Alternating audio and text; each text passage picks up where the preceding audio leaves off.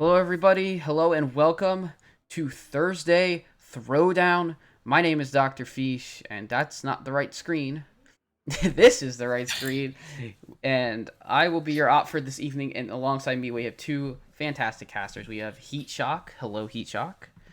Hello. It's And great to be here. yeah, it's great to have you. And we have Nice Jewish Owl. I believe this is your second time casting for THL, if I'm not mistaken. Yeah, that is correct. I believe my first time was casting the duos tournament, so this is my first time casting a THL match. Oh, awesome. Well, we're excited to have both of you along for the ride. We've got a couple great matches today. We're going to start in the Hero Series between F2L Black and No Pros here. Hockey Boys versus Carvalho. And so I'll let you guys go through the classes and run through everything, and I will check and make sure that the players are going to get all readied up and banning. Yeah. Yeah, so starting off, we have hockey, right, for the hero match. Yes.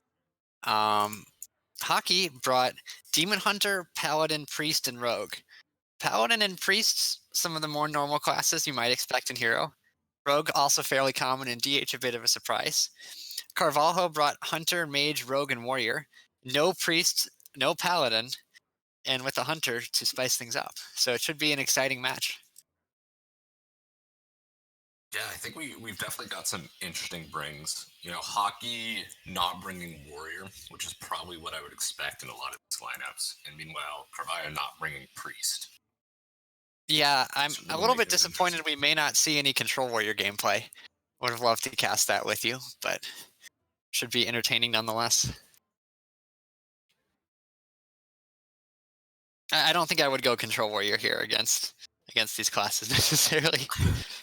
I think the only time you bring control warrior is if you're leaving up priest and something to count.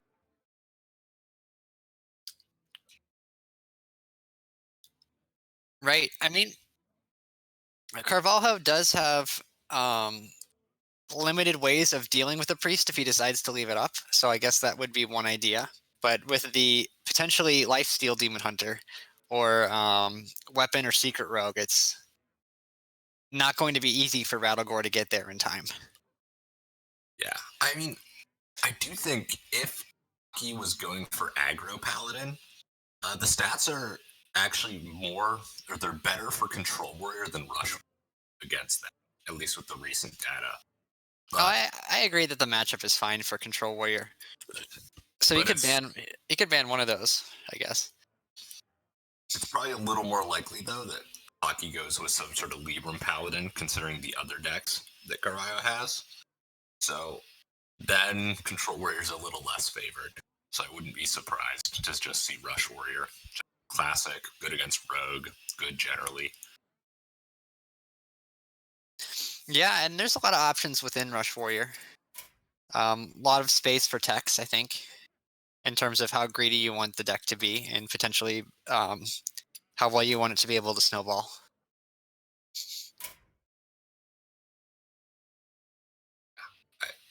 I haven't personally played the Libram Paladin Rush Warrior matchup.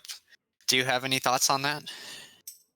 I, It it depends a bit on like the specific lists for each, but I do think it's a little favored for the paladin. But if the paladin's not able to sort of draw the stuff they need to keep warrior off the board, the paladin's going to struggle. But similarly, if the warrior is not able to get on the board before paladin hits those Librams of Hope, it's going to be really hard for the warrior to win from. right, it might be kind of Warrior might have the advantage in the mid game, but as the game goes longer, Paladin might develop a lead. But we'll see if it even is a Libram Paladin. I mean, we don't know for sure yet. So, and if it's Control Warrior, maybe Coerces and Blade Storms can kill the 8/8s.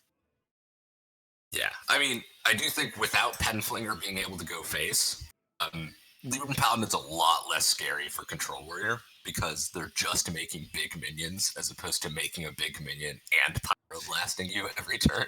Right. And of course, if you're running Shadow Hunter Vol'jin, you can get rid of those pesky Libram. Or just play an owl. You can always just play owl to silence. It's not a bad option. That's fair. That's fair. Although, without Rattlegore running around too much, I don't anticipate many owls. Unless, of course, I'm playing against you in format, in which case there's always an owl for my rattle. Well, to be fair, that was specialist, so I had a little more breathing room. I actually regret that I didn't put 2 of them in because I thought that most of the paladins would be playing like watch posts and stuff, and that was not what I ended up. I didn't realize how good secrets were with the Libram Paladin. We submitted one day into the expansion, but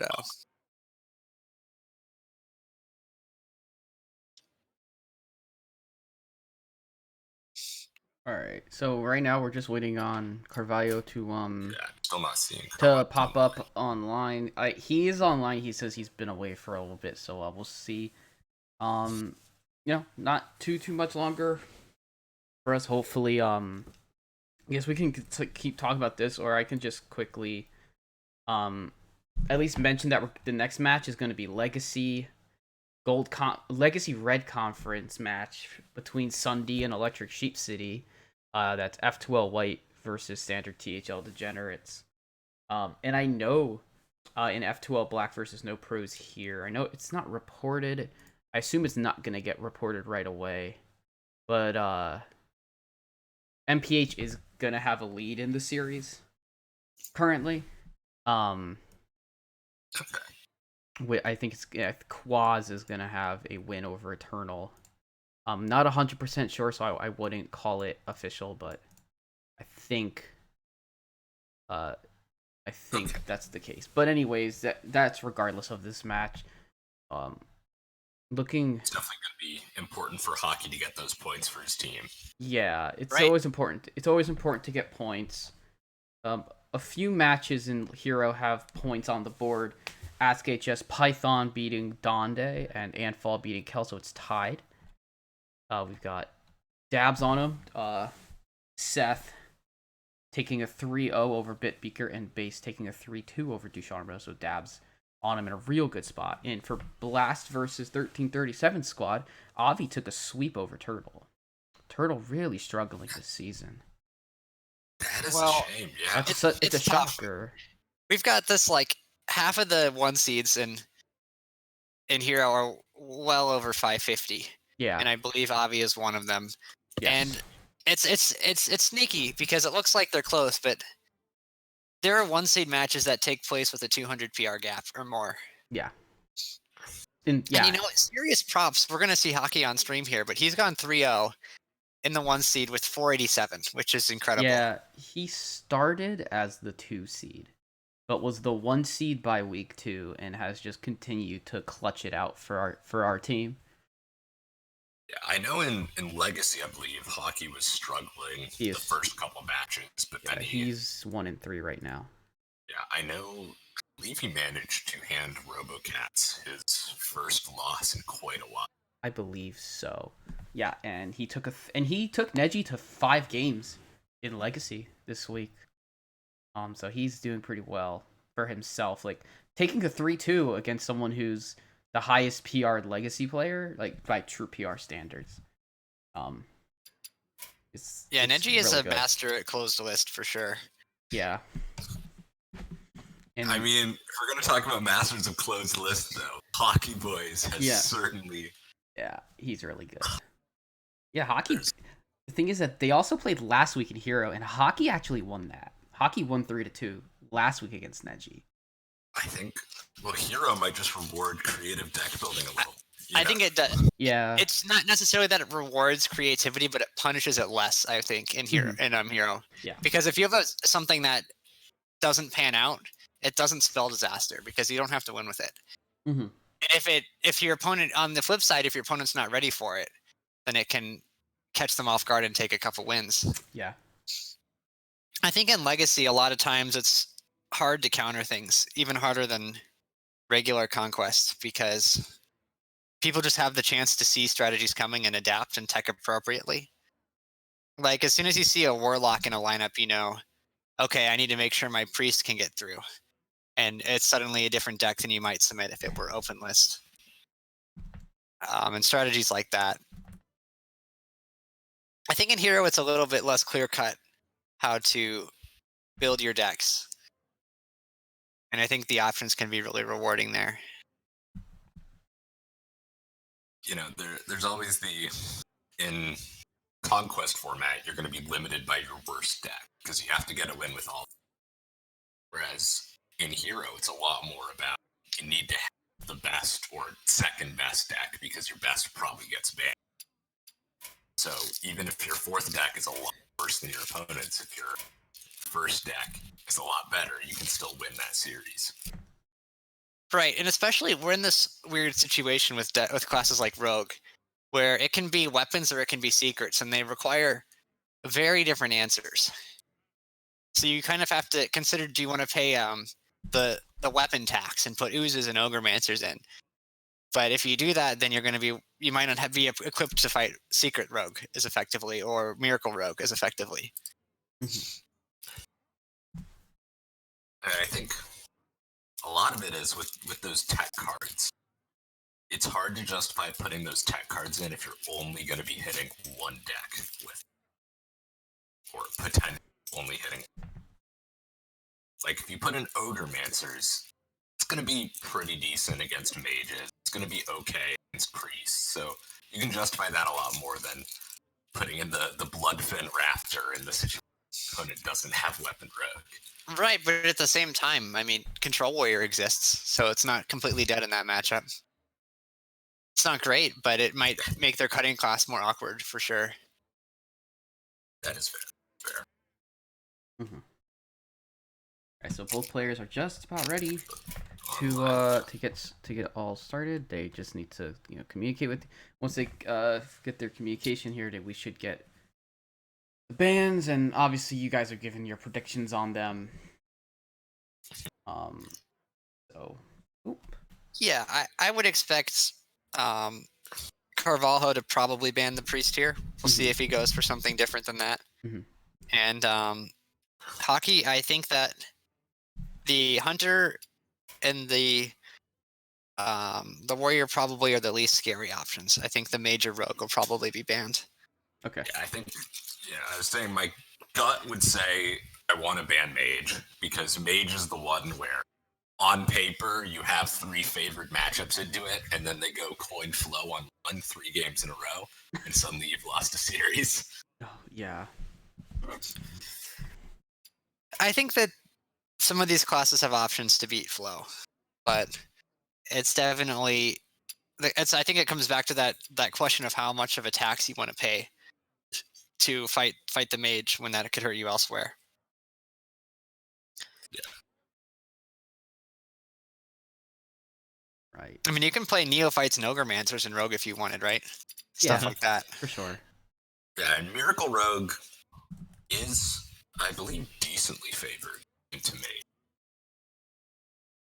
And you can always, of course, gain some percents in close because your opponent doesn't know about the tactics you have. Yeah, I'm more of a mage player myself, but I would prefer to be the mage in that matchup. Mm-hmm. I mean, maybe this comes back to my own personal biases, but yeah. I think that it's stuff like Mask of Cthulhu gets over there pretty effectively. There's not too much soaking that happens of that card, and then if you're playing the new Shooting Star tech, that's really picked up steam. Dealing with their boards is quite easy, and then Rogue doesn't heal outside of Alexstrasza, so you can definitely burn them down. But at the same time, I mean, Rogue has some strong mana cheating options with the new 1/4 Octobot they got in the last expansion. Honestly, what I found in that matchup is Rogue can't heal, but it turns out Mage also can't heal. And if you're able to just push damage in the early game, slam some Cult Neophytes, and then you've got your Wicked Stabs, you can often burn out the Mage before they can burn you out because they're being forced to spend some of that burn clearing your board. Yeah. I think that's definitely true, that whoever develops the early lead is likely to win. Mm-hmm. But Cool. I don't know that Rogue has the time to really set up the Alexstrasza stuff necessarily. They just kind of have to hope that the they have some damage already where it's just kills immediately. Mm-hmm. Because if you spend time like messing around with Alex, the mage is going to kill you. Definitely. Yeah, so players have challenged. They had some issues with BattleNet and letting them add each other. So got that all settled. Of course. So I can reveal that Heat Shock was correct. Hockey is banning the mage. We're just waiting on Carvalho's ban. Yeah, so with that mage ban, I wouldn't be surprised, as you said, that we will see Hockey paying that ooze tax in at least one of his decks to make sure that Weapon Road doesn't just sweep him. Yeah, it makes sense. And I think that means we're also going to see combo out of the Demon Hunter. I think that it's a deck that naturally fits ooze, and you don't really care about playing 8/8s if mage is not happening. Mm-hmm. Yeah, and to be fair, I think if my opponent brings Hunter, I don't think there's other Demon Hunter decks I would really consider over combo Demon Hunter. Yeah. No, I mean it would be as like a mage answer, right? You could play something just to beat mage and make sure you have an answer for that. If you say you wanted to ban like Rogue and you didn't want to pay the ogre and ooze tax and that, you could just have something to deal with the mage so it doesn't sweep you. Okay, and go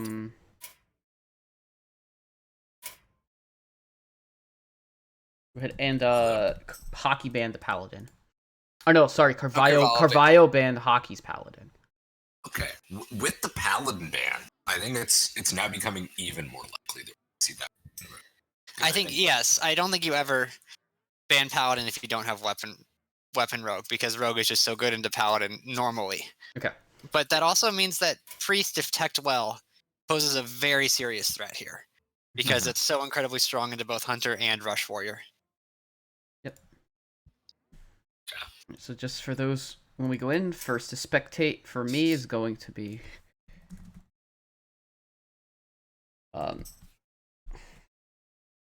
first to spectate is going to be Carvalho on my screen. He will be on the bottom, and Hockey Boys will be on the top. Yeah, I think game one, I'm expecting to see Rogue versus Priest, and I think whoever wins that game is gonna have a good chance of winning the series. I can see that. I might throw my Rogue out first as Hockey, because I kind of expect like the Rogue queue, and I just want to see if I can maybe pick up a win there with some minions. Because I don't think the Rogue does particularly well into Hunter or Warrior anyway.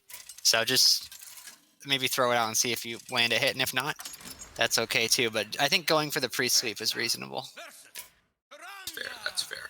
So it looks like we're going to see Hockey is throwing out that Priest, but we're going to see Hunter from Carvalho.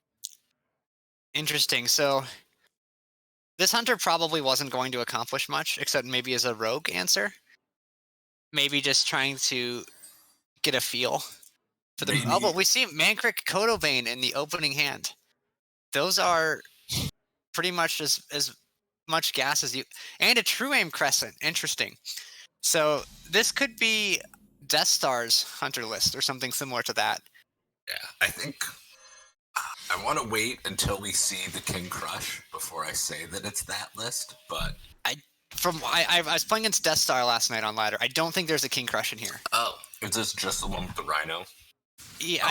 I think you have the Zixors and Rhinos, and you try to get. You can OTK if Priest has 2 minions.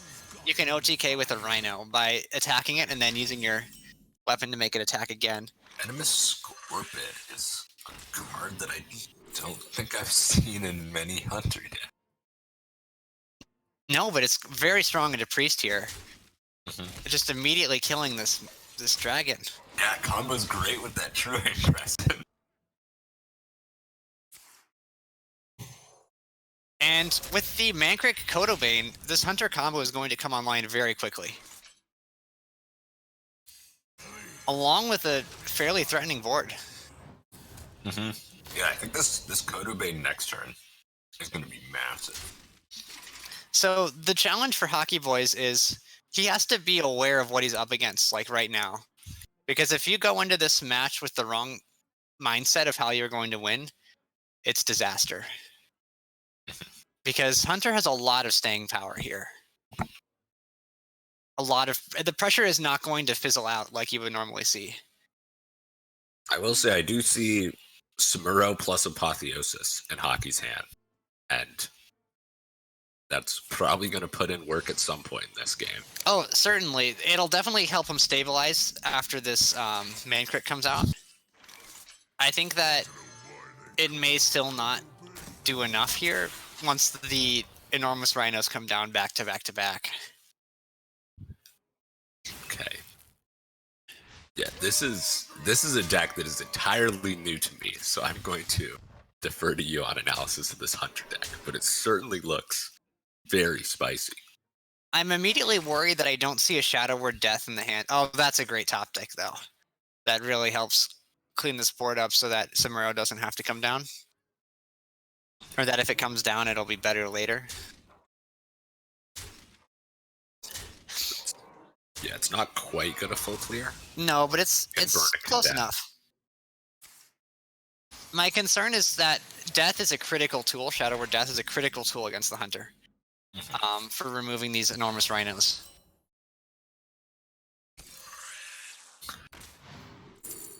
And another scrap shot. This is quickly becoming a terrifying damage number on this rhino. 3 scrap shots. There are also Don't Feed the Animals. 2 copies of that. This thing's going to get to 20 attack. And then, of course, we Shando it, and we have 220 attack rhinos. Right, it's very important. If the priest only plays 1 minion at a time, there shouldn't be a 30 damage OTK. I will say, if Hockey is running Alusha, and he figures out what he's up against... I don't think Alusha... It's fine, but it can't really disable the combo, because there's probably going to be multiple rhinos, I think.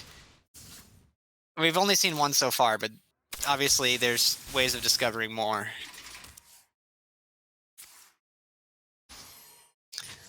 Right, Giant's actually very good here because it'll force out the rhino before it wants to be played. Or just not played at all, apparently. Yeah. So there could be 2 14-14 rhinos. Okay, so it seems like Next turn. Carvalho does not have the Zixor, which means that his fatigue game plan isn't really going to work. He doesn't have limitless threats, so he has to get some damage. But with multiple rhinos, it should be fine. I mean, if Hockey plays another minion here, he's dead.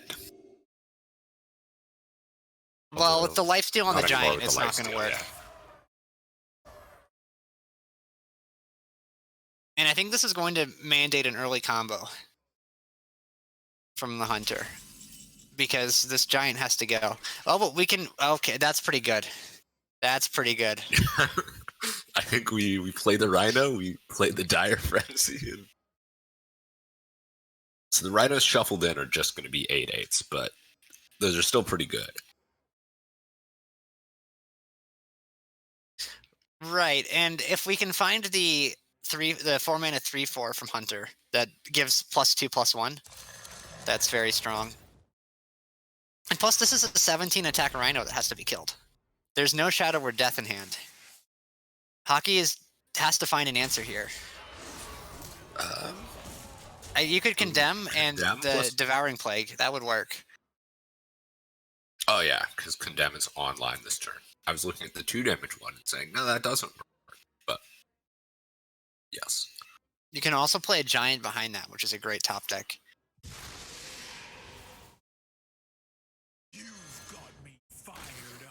And this is immediately a threatening board from Priest.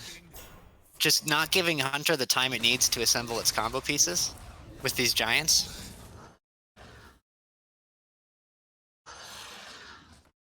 This is a lethal, so Hunter needs to remove something here. The Tame Beast can kill the 4/6 at the very least. Can also kill one of the 8/8s if you combo with that Overwhelm.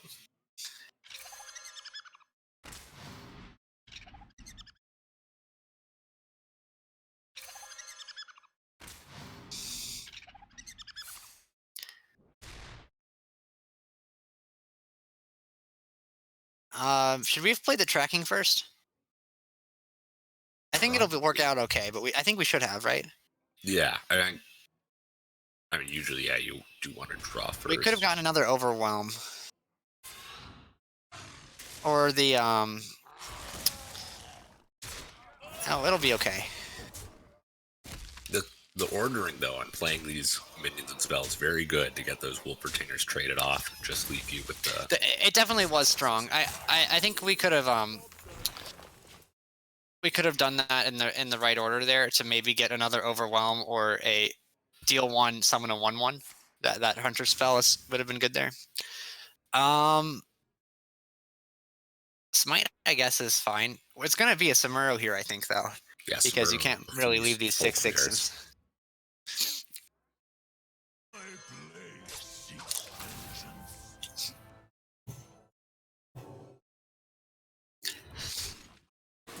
Overwhelm is an unfortunate card for Hunter to have to force out here because it can set things to like 1 or even lower for no TK. Another Rhino, There's probably. One of the 8/8 Rhinos, yeah.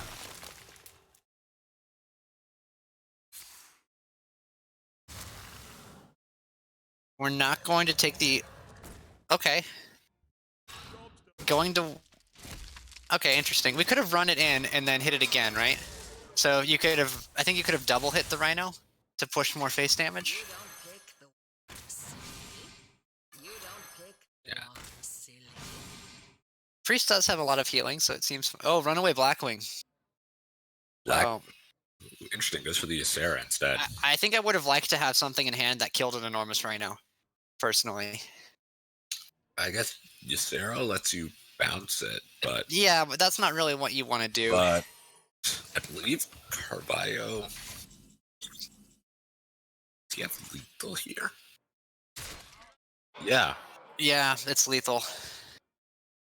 That's wild.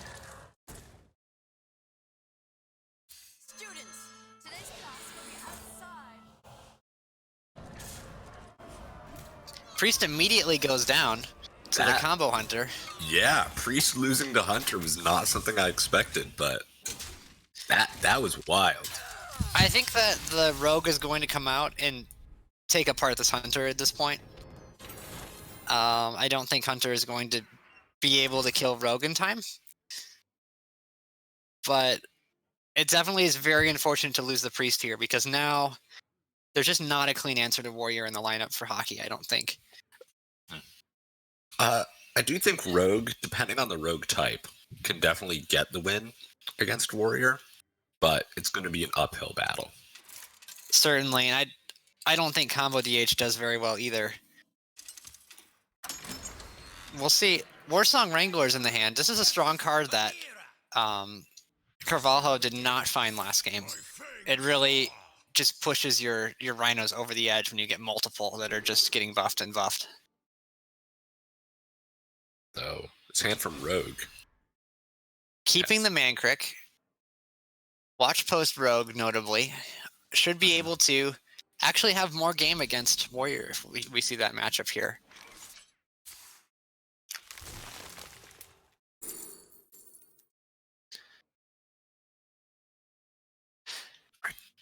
I don't think selective breeder. Oh man, this isn't a very good card. I don't think it's not going to give you the board control you need to keep up with the Rogue early game. It's a little slow. Big Scorpid coming into hand. That'll make turn 3 nicer. Means you can't discover any Scorpids with breeder now. Right. I think we're going to see a Watch Post or a Mancrick here. Going for the Watch Post to try and punish this buffed minion. If it was a Rhino, it would have not been great, but with the Scorpid, should do quite well into the Watch Post. I think the Scavenger's Ingenuity makes sense. I think so as well. There's the option of picking a card from deck in the form of the Dire Frenzy, but with the one already in hand, it's probably a bit slow. Hockey Boys realizing that Dire Frenzy could not be played on the Scorpid with the increase in spell cost. Also can't play second Scorpid plus Overwhelm to kill this Watch Post, but does hit the Wolpertinger off of Scav. So this is a somewhat scary board, but Rogue can definitely answer it, especially with Prize Plunderer. Already, most of this board can get cleared with just the Penflinger by trading all of the other minions. Probably going to try and do a Plunder return.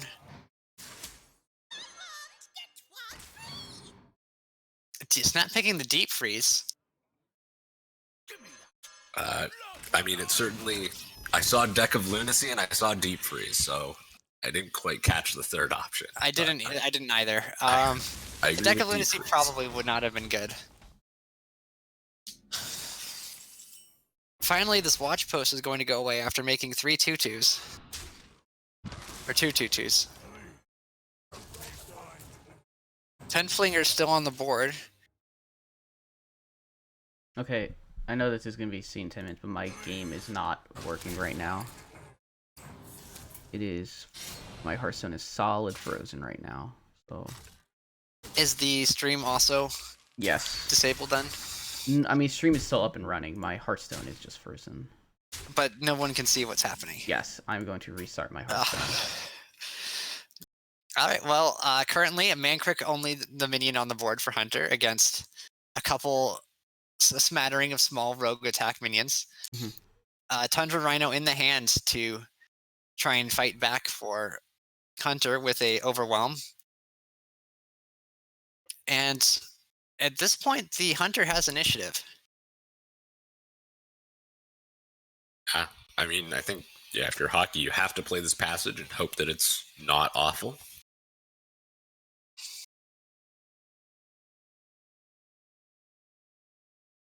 Kazakus and Guardian Og Merchant here are not bad. You could actually just pick the 1 mana, but maybe you need to play your Og Merchant here. And the value of the 5 could be good. Yeah. You get Lifesteal, deal Looks like 3. he picked a 5, Lifesteal deal 3. Yup. Probably going to use this Og Merchant aggressively. Or not, using it defensively on the Kazakus. Pushing the 1 damage with the Wand Maker and preserving the dagger.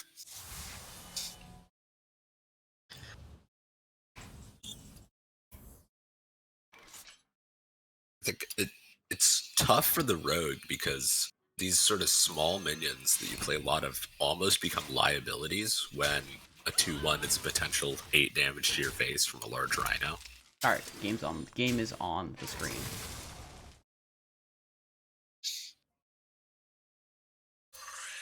So Scorpion's gonna come down. Probably the Demon Companion here. It's the only playable out of the options. That is Big fair. Rhino in hand. I think it's almost certainly going to be a Golem here. And there's that field contact to hopefully get some more resources in the near future. Assuming this Wand Thief survives the next turn, or the Golem, we can use a Shadow Step with the field contact to draw some cards. And Rogue at full health, while Hunter's at 14 here. Trampling Rhino's a very good card, but this is a deficit that's hard to come back from when there are Wicked Stabs and Alexstrasza. Yeah. And also I think if the Trampling Rhino comes down next turn, it just gets deep frozen, and that's going to be very rough. I'm afraid that this is maybe too slow from the Hunter. Something needed to stick on board here, maybe. You're also soaking an additional... Taking another 5 damage. Yeah. At this point, Alexstrasza with 9 mana is lethal. And now Wicked Stab is going to do it as well. I think you probably play the field contact, Shadow Step this Wand Thief, and try and find... Just going for stats here. Okay. Sees the targeting and assumes that... So assume it was some sort of bird. It was a mage spell if he could have thought it was a fireball, perhaps, but either way. not going to work out for Hunter there. And not a particularly big surprise. I think that Hunter list is going to do well into control, but does not have the early pressure to kill Rogue before it really came online. I mean, I will say, I think if I'm Hockey, I'm now really shaken that Hunter just beat my Priest. Because I'm guessing from Carvalho we're going to see Rush Warrior come out next to try and deal with this Rogue. I think so. So we could I would also not- see Poison Rogue. I believe both are favored. Okay, Poison Rogue coming out, probably. Not a Poison Rogue. Oh, yeah. Yeah. Poison Rogue from Carvalho, yes, probably. Yeah, I don't think there's many other decks that run. Probably. Yeah, probably not any sort of miracle deck. Although there is the Wand Maker.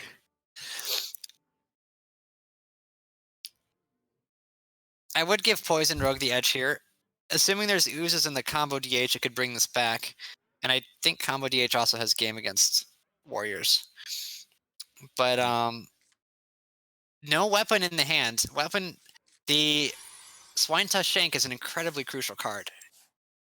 Especially, you want to play it as soon as you can against aggressive decks. Because if you give the opponent time to develop minions, you could really just die before you get to kill them. At this point, Swindle is also looking quite weak if drawn for Carvalho, because I'm guessing there's not too many other minions in here. And that's probably the last one off the top. Usually they only play 5 minions. So Swindle is a draw 1 at this point. Yeah.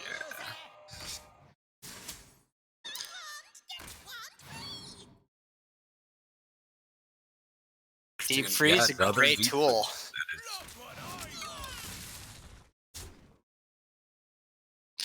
Hockey Boys already has a wide board here. Going for the increase in mana cost to slow Rogue down. Probably just going to see a Mankrik. I think that Shadow Step on the Neophyte was interesting, because going into turn 3, I'm not expecting too many spells other than weapon. I don't like it because of the weapon, exactly. I think that weapon comes down here a lot, and it's not like the Rogue is too upset if they can't use their coin immediately. Probably going to see the Secret Passage here, because there's limited resources in the hand for Hockey.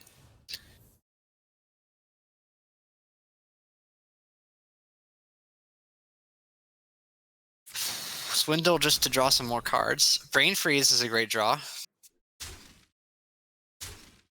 Yeah, interesting going for the Swindle over the far Watch Post. Although I guess if you go for the Watch Post, you then have to trade in to this Mankrik.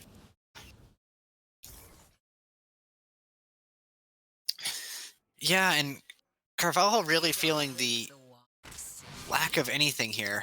Secret Passage is really a great draw because it could help him find the weapon next turn. And Prize Plunderers allow him to swing back the board in his favor a little bit.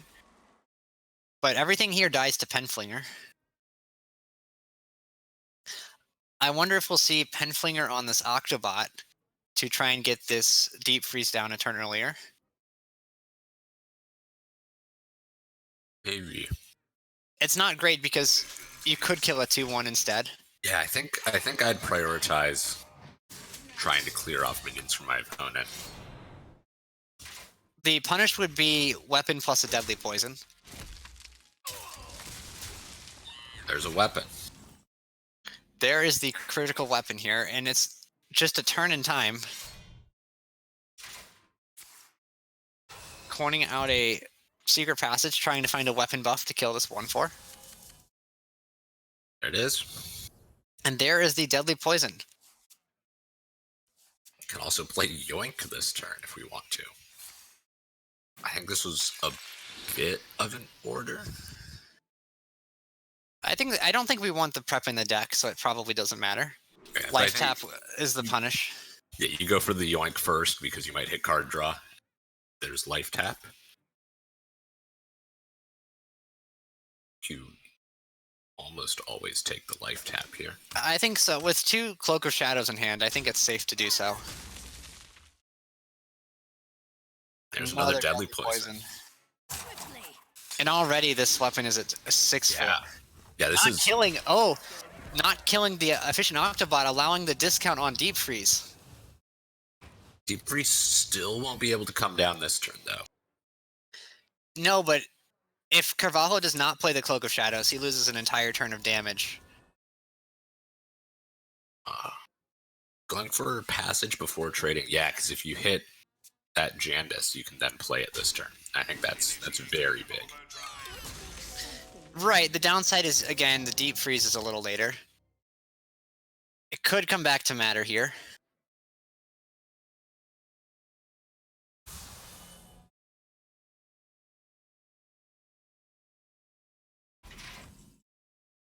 So, because I'm not super skilled in interactions, those cards will be drawn discounted, correct? Don't believe so. No, because it shuffles back into deck. Okay. Swindle is just going to draw one card here. It's pretty... Although it's a pretty decent card. That's a good one. I would have liked to see the secret passage this turn, I think. But it should be fine. I think you do have to cloak this turn because you're getting Right, you would have had to low on health. cloak before.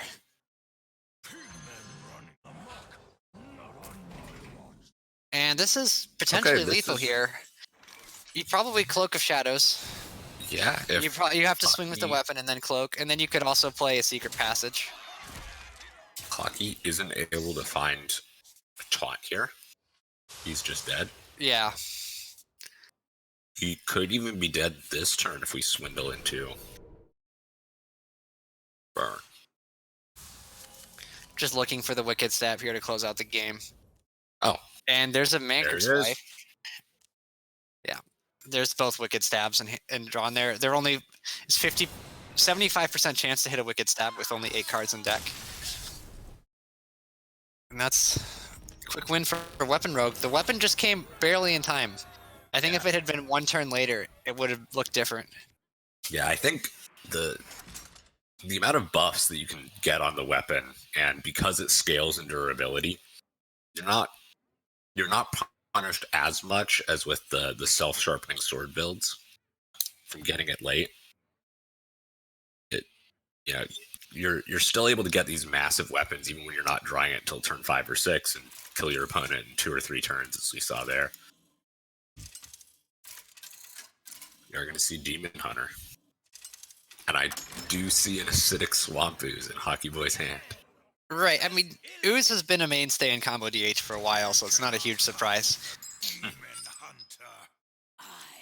We'll have to see. It's kind of a game of how few buffs can you get away with on your weapon so that it's threatening enough. But then if it gets oozed, you don't lose from that. Because if you play every single one of your weapon buffs and then it dies immediately, and then Demon Hunter heals up, it might not work out too well. Although the issue, of course, is if you play none of your weapon buffs and swing with it, then the Demon Hunter just heals up after you've broken that weapon and goes, cool, I still have both of my oozes. Well, and then additionally, Demon Hunter kills you because you just gave them forever to draw their combo. That too. I don't mind the Swindle here because it finds a Wand Thief 40% of the time to play on turn 2. And I like that idea. It also thins the deck to draw the weapon because Swindle will never draw your weapon. Deciding to hold back the coin.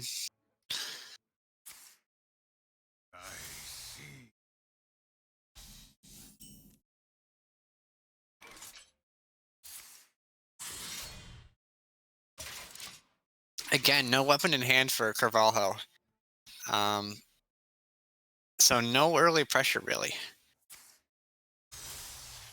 Using the Chaos Strike, it's going to make Wand Thief a little bit more annoying if it comes out, but probably figuring out that there's not one in hand.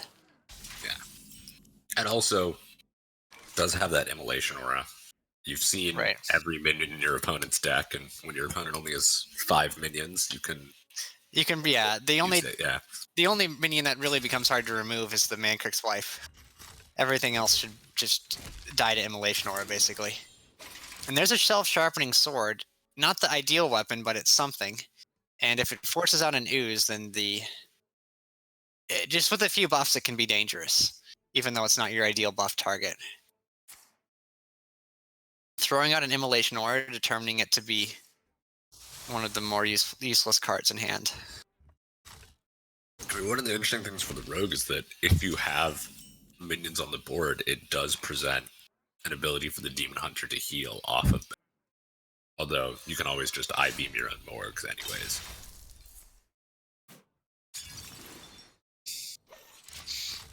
Carvalho just going for the swing on this new weapon rather than trying to get any extra cards. Probably not in a hurry to draw anything at this point. I think we're going to have to see the Ooze wait, because if you jump on it now, it may not work out too favorably. Because then the next weapon threatens to be game-ending. Looks like someone disconnected. Yeah. Lots of glitches still going on, so it could be an issue from that. Unfortunately, I know our THL member Ron struggled in the Masters Tour because of a 4-minute disconnect. Kind of broke his focus. Yeah, it broke his focus and broke my org's heart. Yeah, I spent a lot of time last week helping him prep, so it's disappointing. But yeah, it felt really bad to hear that be reported.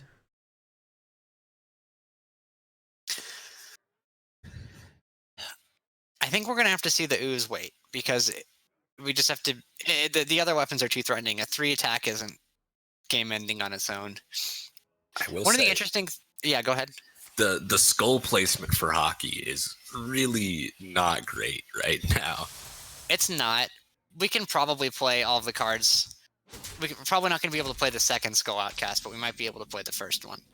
I could see that happening. Going for the Secret Passage over the Cutting class.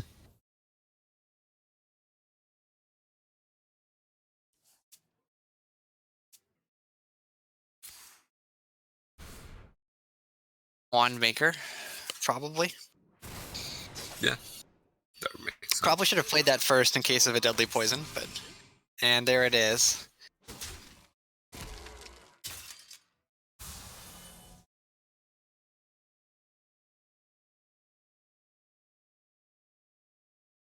I don't think we're going to see the Ooze here. I think it's... If we use... Arcanist I-Beam is good. The fear would be that it becomes harder and harder to deal with the 310. I mean, I guess it's still... We're a long way from Mancrick's wife, considering Mancrick hasn't even been played. So maybe that's not worth thinking about.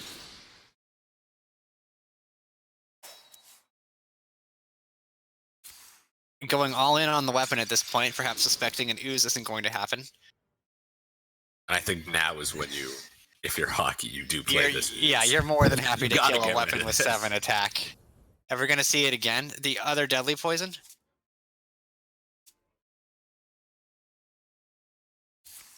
The other Deadly Poison comes down. At this point, any other weapon is not going to be particularly threatening, because it's just not going to get very big.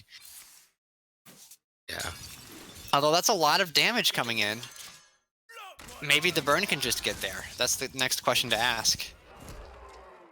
There is double Wicked Stab in hand. I believe there's still a Sinister Strike in the deck. Something we could see is a Fell Scream Blast on your own minions here, just to make sure you heal up. 15 is a fairly safe life total on 7 mana. Not completely. I think double Sinister, double Wicked Stab could do it. So we'll see if he wants to play around that. The Fell Scream Blast has to come out of hand regardless, though. So maybe it's just fine to use here.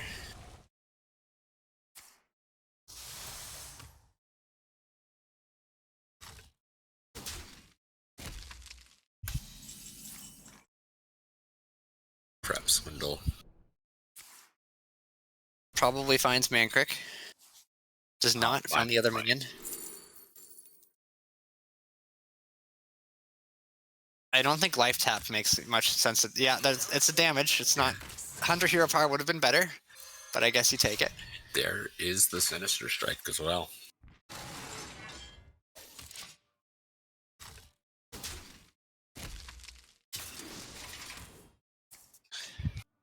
Ripping the skull immediately. I think there was some consideration for the Eldrachi Warblades.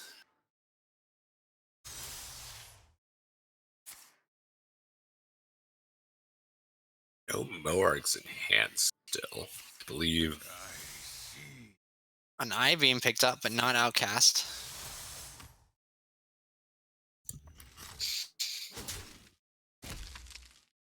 Five damage on board. More in hand. It's not quite lethal this turn. No, but we're getting very close. Cloak of Shadows coming out. Yeah, just prevents Coerced, healing. preventing Eldrachi from connecting phase to heal. That's smart. Still no Moarg in hand. Yeah, Eye beaming your own minion to heal 3. At this point, the other Fellscream Blast is the only source of lifesteal.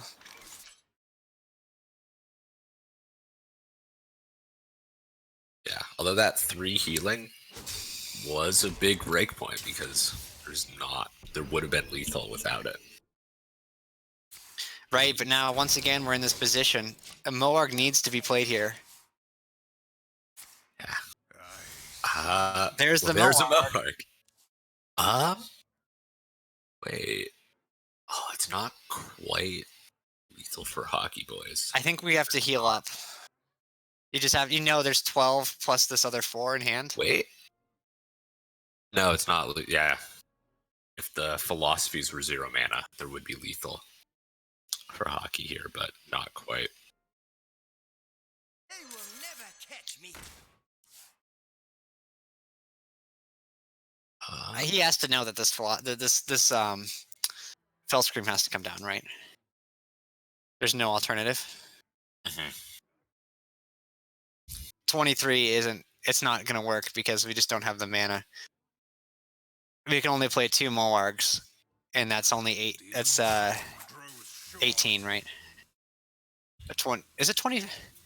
No, So 2 it's Moargs. 3, 6, 12. It's only 12 damage. It's not even 12, close. Yeah, he would need to be able to play that 3rd Moarg.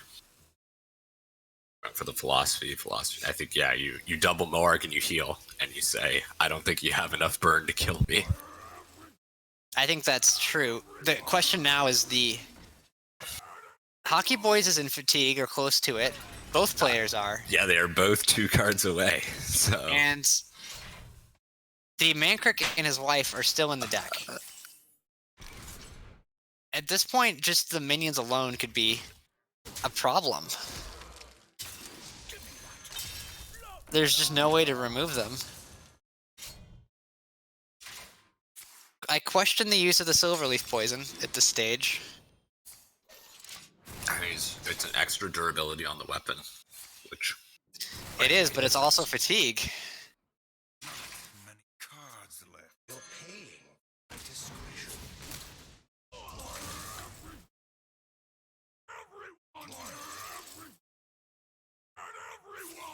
Hockey Boy's building a board and trying to push damage. Taking the 3 health. there's the Mankrik we were talking about. And the wife is going to come down immediately here, I think. Now we see Sinister Strike instead. That's a big miss. If he had swung last turn, this is a big deal here because Hockey is not able to heal. If he hadn't played the Il'gynoth, would he have been able to heal out of... we could have killed the Mankrik so we weren't dead. No, because you were... Yeah. This looks like it's going to be a very close... Yeah, the wife is for going to Hockey. take it. Yep.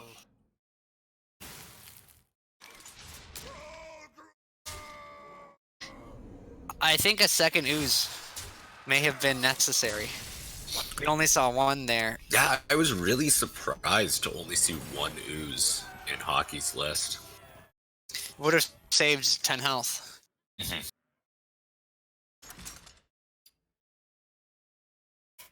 Wow.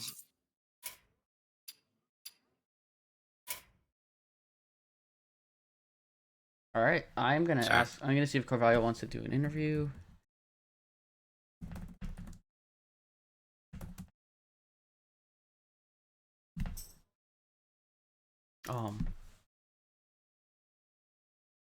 I think that series definitely didn't go how we expected it to go, just overall.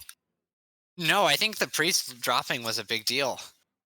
We didn't Yeah. really Okay. get to see. I mean, the warrior never came in, but it felt like Carvalho was always way ahead after taking the hunter and beating the priest to game one, because the priest was the best deck there. Yeah, I think it definitely came down to whether or not Priest was able to get through the game one. But Mm-hmm.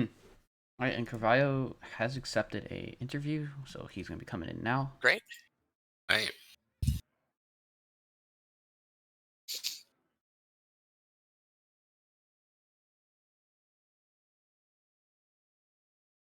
play. Yep. Right, I'm just gonna quickly show the 3-1 on the screens. Yeah, he played really well. That hunter definitely did some good work. I like that bring, honestly. I think it was a good choice. I don't think regular face hunter would have accomplished anything. So Agreed. once you realize that your opponent doesn't have what you want face hunter to beat, just trying something else. Like there's if your combo hunter gets slept, it doesn't matter because it can't. It's not conquest. So the choice to mix things up really paid off. Yeah, I think we were talking about how Hero can, in a lot of ways, reward creative deck building more, and I think we saw a very good example of that. Yeah. Yeah. And I mean, just very patiently understanding the in that Demon Hunter vs Rogue, understanding like that Demon Hunter had exhausted its resources and just couldn't quite get there. And I think Hishak made a good point about the playing of the Il'gynoth. Hey Carvalho, think GG's on the match.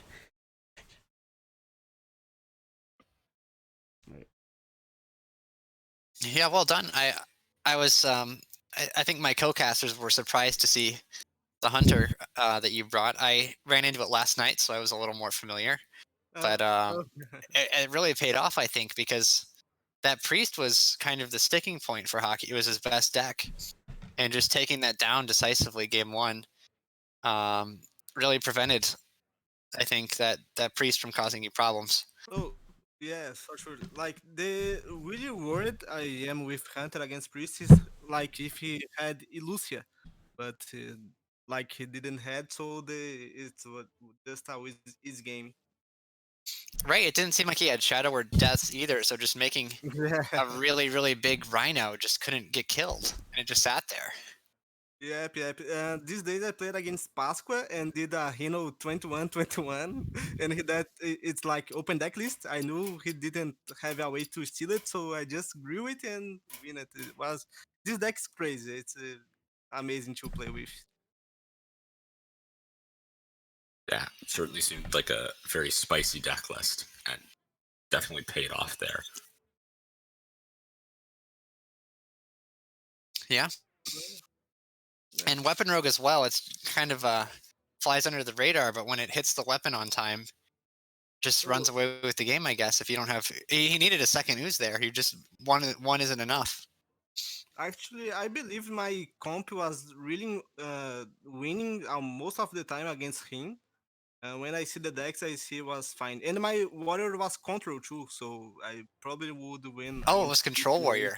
Yes. Oh, we're so to see. Al and I are huge Control Warrior fans, so we were really disappointed that we didn't get to see that. But Uh, nice. Against Demon Hunter, probably would be quite impossible, but Yeah, but you can definitely. It's an effective priest counter for sure. yes. I was not expecting his would open with priest, but worked anyway. Yeah. Yeah, I think we were almost expecting that he would open with Rogue. So when we first saw the Yeah. Hunter versus Rogue, it made a lot of sense. And then I was hoping that too. They would open with rogue. I think the rogue is probably his best deck into that hunter. I think so. It might have As I, been I was not tricky. imagining was post rogue. Well, like man, why post rogue? But was a really good chase. Yeah, I think he was paying a lot of respect to the potential for you to have a bunch of really board-centric aggro decks like Miracle Rogue and Rush Warrior and Face Oh, Hunter that yes, play a lot of small minions, and the 3/4 can maybe do some work there, but that's just not what you had. yes, yes. True, true. Really good choice. Yeah, well done. Congrats on that win. It was well deserved. Oh, thanks a lot. It's been a pleasure playing this league. It's my first season, and I am having a lot of fun. So thank you guys for doing this stream too. It's very fun. Well, Yeah, Going to watch the other games now. awesome. Yeah, we've yeah, got yeah. we got one more match, and I mean, it was exciting to have both you and Hockey on stream. Um, so yeah, thank Oh, you for agreeing to come on. thanks. See ya. Yep. See you. Have a good night. Man, I'm just so depressed now. Alan and I Yeah. were both here, and we didn't get to cast the Control Warrior. Hearing there was Control Warrior and then not getting to see it, man, that feels bad. I think it's great. Everyone's finally waking up and seeing how good Control Warrior is, though. Yeah. Yeah, All right. So I have transitioned the screen mostly.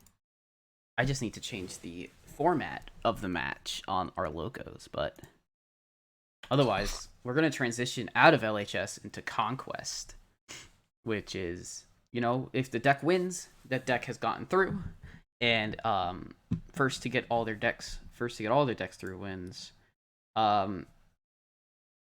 Sunday and Electric Sheep City will be doing their bans shortly.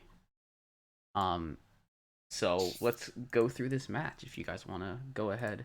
sure. Electric Sheep has Mage, Paladin, Priest, and Warrior. If you're trying to bring the 4 best classes, that might be it.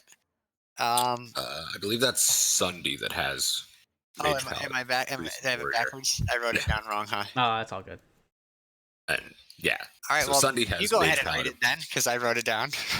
Sunday has Mage, Paladin, Priest, and Warrior. Then Electric Sheep City has Hunter, Mage, Paladin, Warrior. And very interesting no Priest bring. I think, so we've been saying Priest is one of the strongest decks out there, so it's interesting to see another lineup that doesn't have it. I think it's a tough deck to target when you can see the target coming, because there's a lot of adjustments. It's a control deck, and you can really adjust appropriately to make sure that you have the right tools for the matchup, especially in Legacy. I think that Electric Sheep is probably going to have to ban the Priest. Yeah, I think with Hunter, Paladin, and Warrior, it's going to be really hard to get, if assuming you bring Aggro, Paladin, Rush Warrior, Face Hunter, it's really hard to get any of those by Priest. Although Mage can certainly get by Priest, and I guess part of the concern is if you ban the Priest, then your Mage might struggle to get through. Yeah, but you can just draw Lunacy. That beats pretty much everything. I don't know that I'm ever worried about Mage getting swept in Conquest. It seems just impossible. That is fair. That is fair. I was gonna say Mage versus Warrior is one of those weird matchups where it can get through. I think that's a pretty even matchup. It really depends on a lot of things, I think. If Warrior just has relentless tempo, then it can definitely close out the game. If Mage just has too many discounts and too much burn, Warrior doesn't heal that well. Even though it's Warrior, you would think, but it just doesn't. Okay. Yeah, definitely. And I think that the deck lists for both players in that matchup is pretty important. All right. I have Flame Strike. Oh, yep. Go ahead. No, I'm saying I have bans. You guys can guess them. I guessed them. I'm gonna guess the priest out of Sheep with this pretty aggressive lineup, and then Sunday. I'm gonna say Paladin, but it could be Warrior. Okay. I That's think I would agree. Okay. I have them. I need to just put them on the screen. So Sheep City's Mage is banned. And Interesting. Sunday's Pally is banned. That's Very interesting. interesting. I did not expect that at all. These guys are on a different page than me. I'm just gonna Paladin, click. an interesting choice. Yeah, Sheep bans Pally, Sunday bans me. Just making sure because I have screwed this up before. That is correct bans. So we're gonna have Sunday on Mage, Priest, and Warrior versus Electric Ship Cities, Hunter, Paladin, and Warrior. And I will get these players started. Oh, Sunday says that you haven't added him yet. So that is in the chat somewhere. But Did I? Oh, it's all good. yeah. Okay, I got it. Yeah, cool. Go ahead. I've sent them. Yeah. I mean, Hopefully they understand that I need to go and play. So for those who are watching, Sunday will be on the bottom of our screen, and Electric Sheep City will be on the top, and you guys can spectate however you like.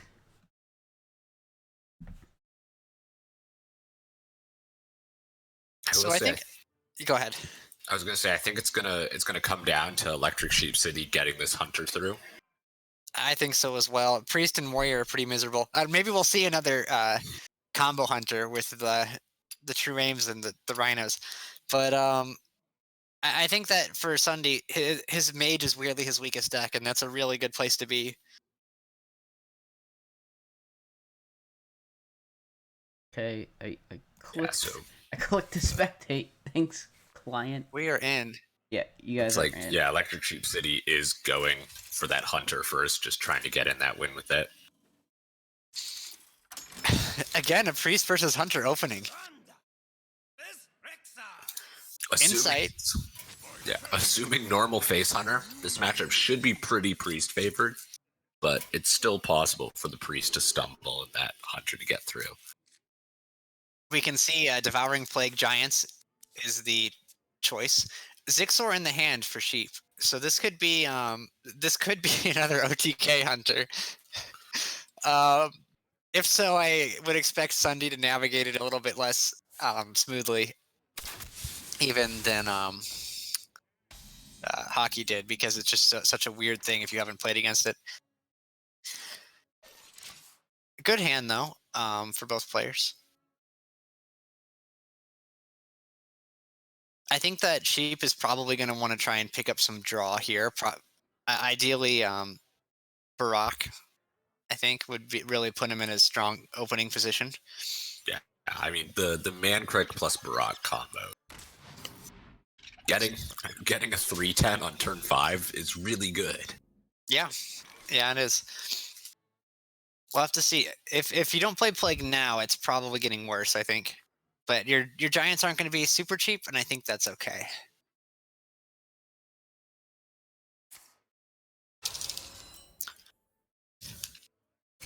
Interesting, goes for Coin Scorpion instead. I think this is a safe option. A lot of times, what the Hunter does on turn 3 doesn't line up well into it. The exception is like your more traditional Hunter list with the 2/3 that summons 1/1s, and then like a Arcane Shot or Wound Prey, even a Adorable Infestation could all dismantle that. And then you wouldn't really have an answer. I guess you have Smite as well, or Hysteria, so the 2/3 wouldn't be the end of the world. I think we're just going to see Mancrit come down, though. The question will be, do you also trade your 1/1s in to protect the Mancrit because it's more of an awkward threat? Of course, we can see the Devouring Plague. That deals Mancrit pretty easily. We can. The Giants have really caught on, so you could assume that it's likely that you would see that. Smite and other traditional priest tools don't kill 3/4s very well. Going for the choice of protecting the Mancrit.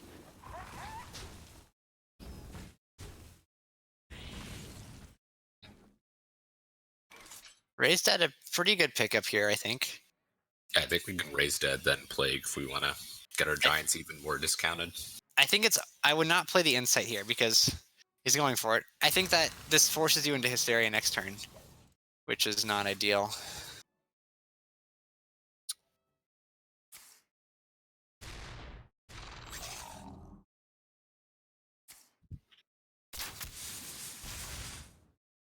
So Holy Smite plus Plague is still a full clear, though. It is. I can't imagine we see anything else.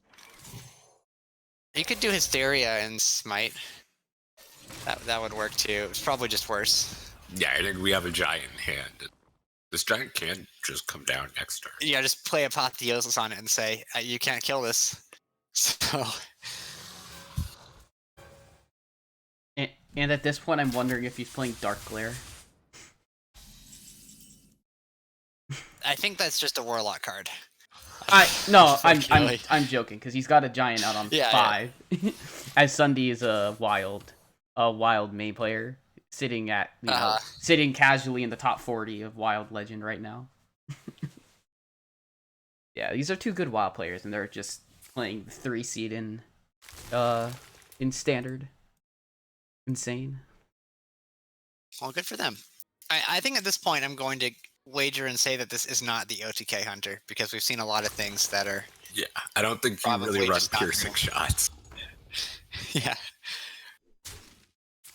So yeah, we can just, Appa this giant.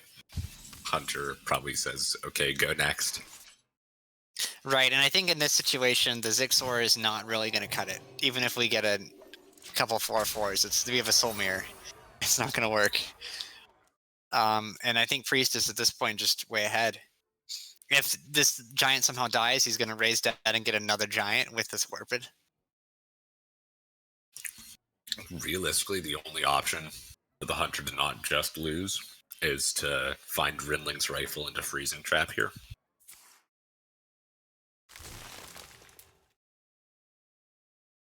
These are not good choices.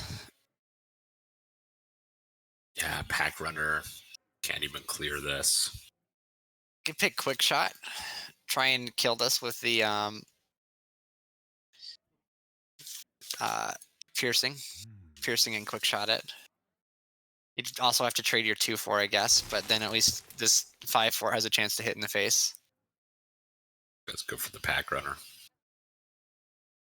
This is not going to be able to contest the giant. Yeah. Perhaps just putting 6 into it now, so it can die later. It's really unfortunate that this 5/4 half the time is just going to run into the giant and die. I mean, that's this matchup, though. It's really, really good for Priest. Just sends that piercing shot hit.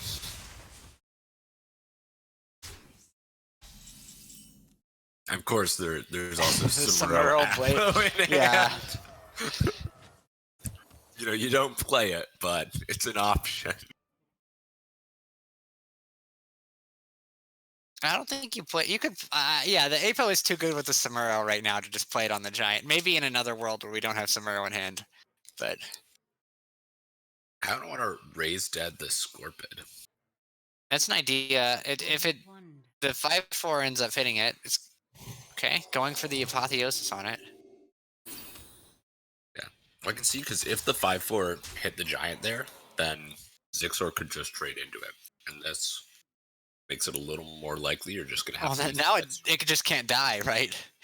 I mean, you have to put everything into this giant. Yeah. You could put its Kolkar, Piercing Shot, and Arcane Shot to kill it, and it's going to put them back up to 30. Yeah, you can clear it, but I really don't think you're winning from that position. Though points matter, so you do have to play this one out. I think if you're on ladder, as soon as that Apo gets played, you're conceding the game. But probably. I mean, at the very least, in closed list, you're supposed to just keep playing as long as you can to see what all their cards are, so that you can play around everything as best as you can the next game. And a perfect card picked up for the Samuro. A little bit of an order, perhaps. Okay, just going for the Hysteria. I think the Samuro was better there. I'd like to argue that point, but it's going to be fine. The Priest is just too far ahead. I guess it is maybe withhold information, but you're not losing this game. Okay. Well, if we wanted to withhold information, we shouldn't have played this Power Word, right? I'm guessing there wasn't a freezing trap offering. No. That was the only chance. But even then, you just play the giant again. It's free, I think, even with the freezing trap. So Yeah. We Game could one get a goes to second Priest. freezing trap. not a surprise there. Priest was always going to do well into Hunter, Paladin, Warrior. Yeah. We might just see Electric Sheep City run it back with this Hunter. No, we're going to see Warrior versus Paladin. I think this makes sense. Try and get as many points as you can on the board if you're not in a strong position, and at least the Paladin is good into Mage. Paladin's also like slightly favored into Warrior, I believe. I think there's just so many ways to build Paladin. It really depends what the cards you put in are. I think with like eggs are certainly frustrating. Yeah, And- the recent egg aggro Paladin lists do a little better against Rush Warrior. I believe the Secret Paladin is still a little unfavored, but Egg Paladin's able to get enough stats on board early that Warrior can't snag tempo the way it does in other matchups.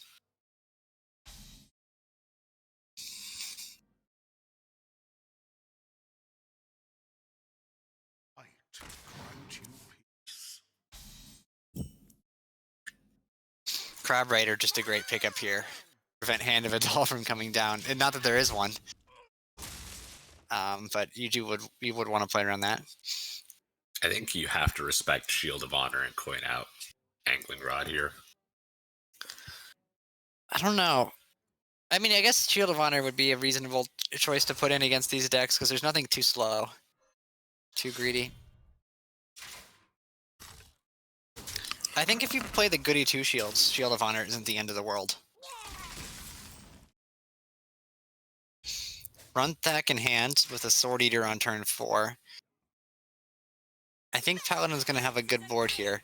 There's no Blessing of Authority, so nothing Paladin can make should be too enormous.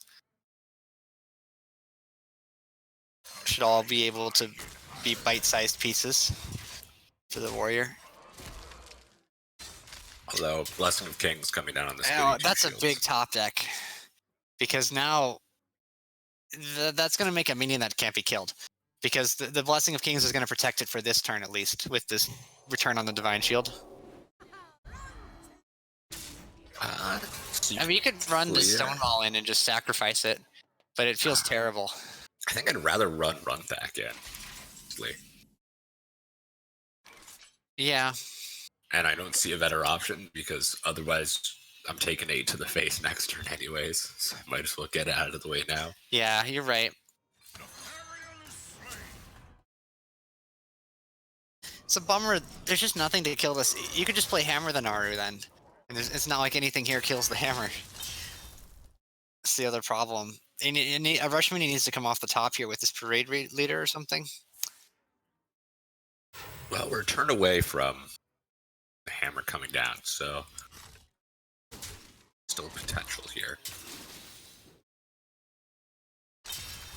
We might see the Paladin just go wide to try and stick anything for this Blessing even. Yeah, that makes a lot of sense. Righteous Protector, very annoying. Warrior did not top deck Samuro, so there's not a clean answer to this board. This seems like we've got a heavier Warrior list here with the double Stonewall. Lots of gas. I wonder if that's the line that you should go with necessarily against these Paladin Hunter Warrior decks. I think the Shield of Honor might have been strong, but we'll see. Yeah, I mean, it's hard to say. We've only seen a third of the deck. Right. There may not be cutting What else classes. is in there?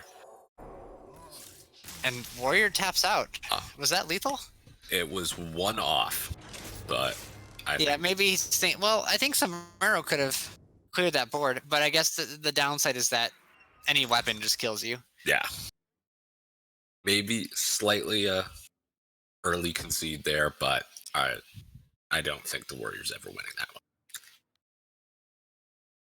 For now, 1-1. No, probably not. I think that there's just big threat after big threat was going to get there eventually, and Sunday recognizing that. Paladin getting through, not a huge surprise. Probably the strongest of the decks left for Sheep. And now it's up to the Hunter, and then the Hunter and Mage versus the two Warriors. trying to Q Hunter here, get his... This runs the risk of maybe letting the... I think it's higher odds to play the warrior here. I guess you could be afraid of the mage Q. If the mage gets through, you want to make sure the mage doesn't get through, so you get at least 2 points. And you can do that by queuing the hunter first. Yeah. I think you maybe say I'd rather take my odds with warrior against mage than try and win against the warrior with the hunter. Right, I think we're going to see how warrior really just demolishes hunters in this game. But this is a safer line from Sheep to make sure he puts up 2 points here.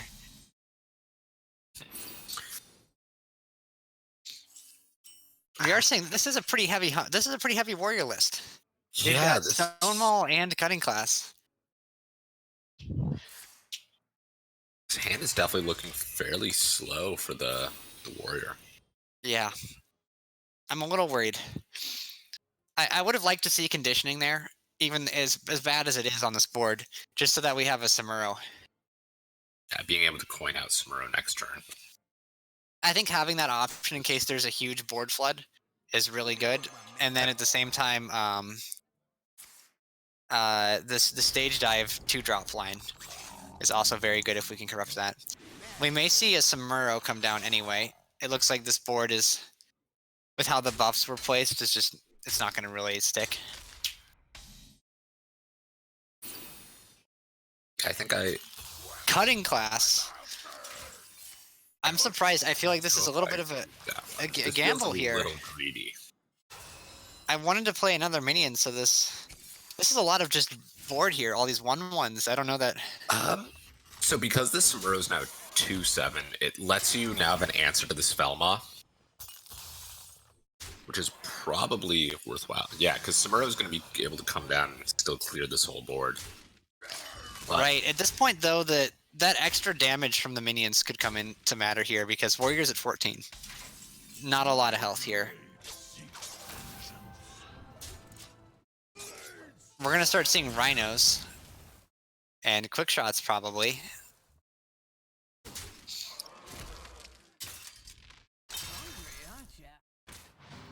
could also see a 6/5 Zigzor Prime. Although I think that might be slow. It's an idea. It's an idea for sure. I think the Rhino can probably kill the Warrior.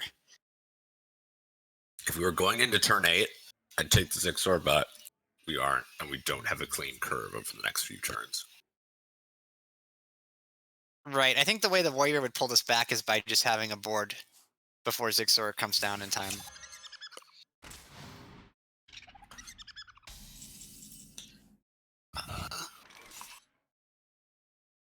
Wouldn't be surprised to see Stonewall come down. I also wouldn't be surprised to see Parade Leader plus Crab. I don't actually hate Stage Dive at all.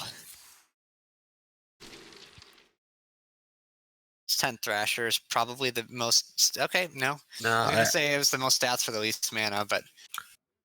I think... like Bumper Car, but...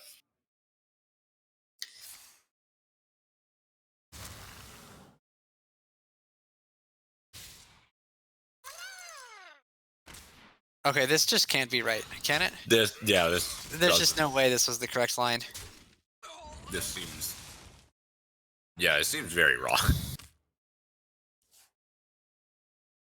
There was just anything else had us with board. I mean, I get playing around Rhino. I do, but he's just gonna play it when we have we can't win without minions as Rush Warrior.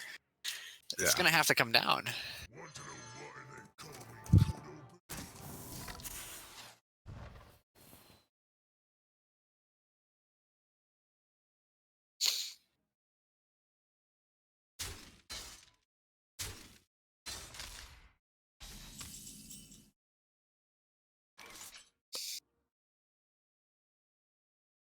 It's either Stonewall, Gnarg, trade, or we go the Parade Leader Bumper Car, then play the Riders. I think it's the Stonewall. I mean, the Rhino's gonna get you either way. The Sword Eater's just not very good here. Yeah, Stonewall definitely looks like the best option. I will say, if the Warrior is able to make it to turn 9 and Alex their own phase, they probably have a decent chance, but I don't know if we're going to get there. Zixors are gonna. There's gonna be 7/7 Zixors here, or 6/6 Zixors with this scavengers.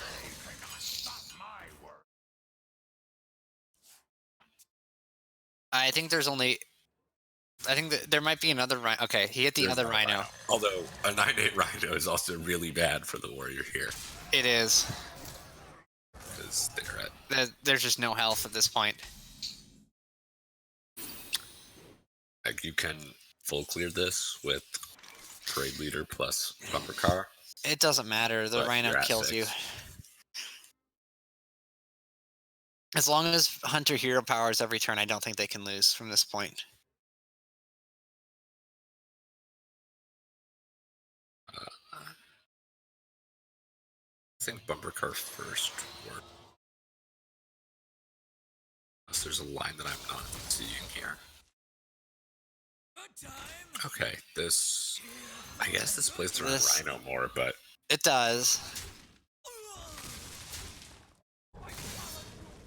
I guess the idea is just make it to turn 9 so we can play this Alex. And you do that by not playing into Rhino. But a wide board is going to be coming out, I think, for Hunter here. And Warriors quickly running out of removal tools for those wide boards. Quick Shot's also just lethal here. Yeah, it's lethal. I think that all 3 of those cards would win the game if chosen. That is fair. Although, I think no need to BM. No, certainly not on stream. That'd be a little rude. Yeah, I think that was a very. I'm gonna go out and say that was a winnable game for Warrior, with some different lines. But Hunter played pretty smoothly there, and just leaving no room for weakness. Yeah, I think the Warrior list. It seems like it was built a little too greedy for these matchups, and also played a little too greedy for these matchups. I think you have to be a lot more aggressive with seizing that board early. Right. I think it's just a misunderstanding of the macro overall game plan of that matchup. You do have to actually kill the Hunter. You can't just kill everything that they play. It's not Control Warrior. It's not Control, sadly. And here we see a Warrior mirror. So this, so far, Sunday with 2 losses on Warrior. Hopefully he can pick up a win so he doesn't get swept on it.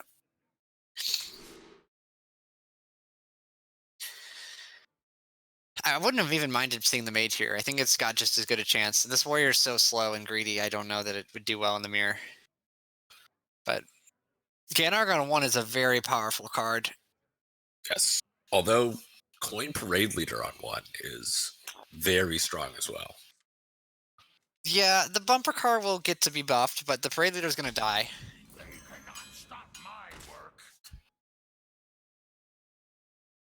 You could go. I mean, if there's a Crab Rider, I think it's a very different turn, right? Definitely. Because with the Crab Rider, the Parade Leader on 1 is so much stronger. But the Parade Leader is going to die, and then you're just going to be left with the 3/3.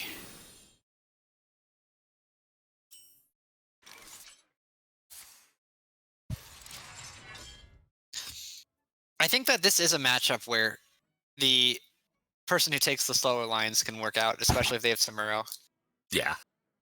I think because everything in your deck has Rush, it's easier to come back.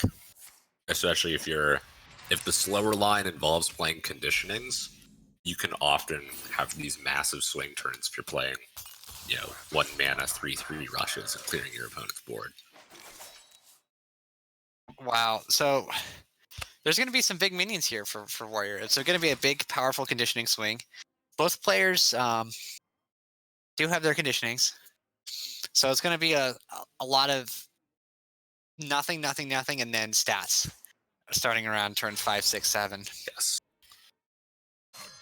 I think seeing this combo of Playmaker plus Bumper Car into conditioning definitely going to be quite scary for the other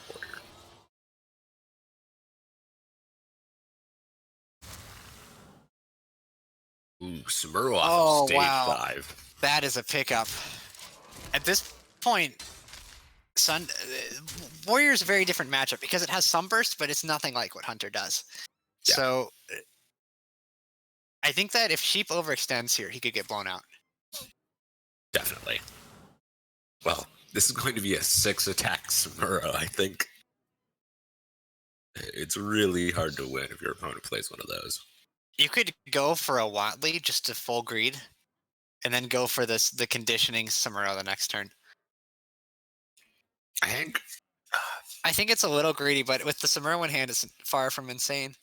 Interesting goes for studies.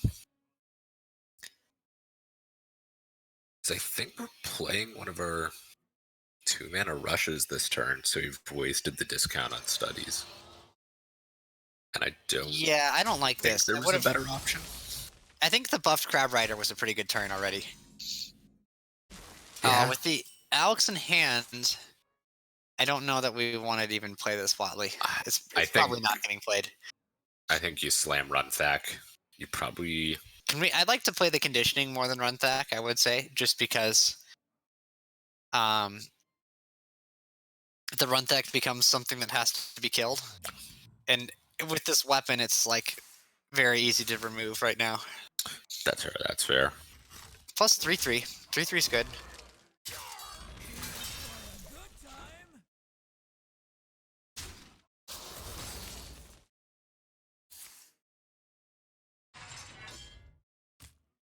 And then counter conditioning coming out on the other side. Yeah.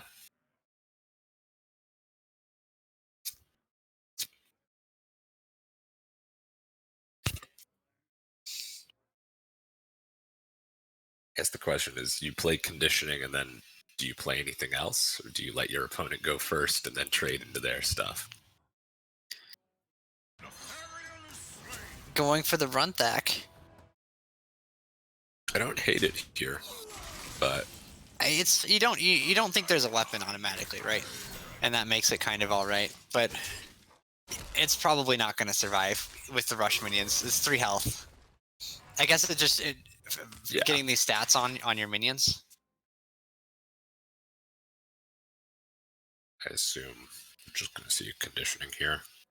I think so. And then you play one of the riders and trade that plus weapon in. Going for the crab, I think. Interesting. Here for a good time. Here for a good time. This Runthack weapon will kill the crab. I think it's a little too early to jump on Sumuro for my taste. You could do it, but I probably wouldn't.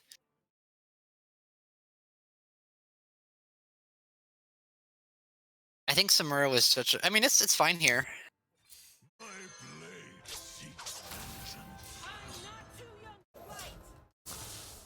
We also see the Rikara come down. There's no rush minions in hand for Sheep City, which makes No, these but makers quite awkward. Troublemaker is an incredible card in the mirror.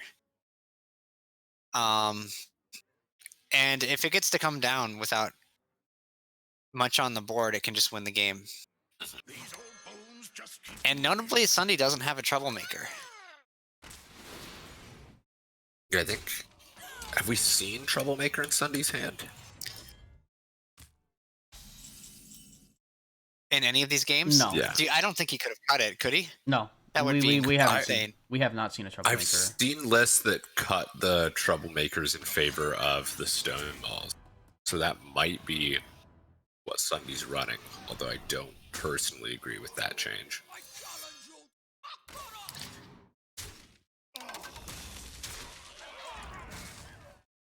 Well, Troublemaker isn't great here. It's probably just the best thing, but... Yeah, it's the best option. It's not great, but if you hit that 5-3 and that 6-1, you're super happy. Sit the 6-1. It's unfortunate that it's going to get another buff, right?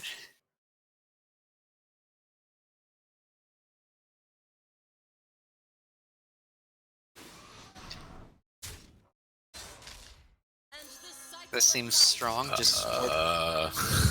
I think maybe some math was off there. I think so. This Troublemaker triggering again is not good. At this point, we shouldn't have even bothered shooting it, right? We should have just shot face. Yes. I like actually aggressive Alex on this Troublemaker, on this. Just shoot the Alex Straza with your Alex, and then just say go and push 9. I think that would be quite strong. Honestly, I think I like this Sword Eater play a lot. I don't like going down to. I think the health totals. He's just dead. He just died. Oh, like, you can't do wait, this. yeah, wait.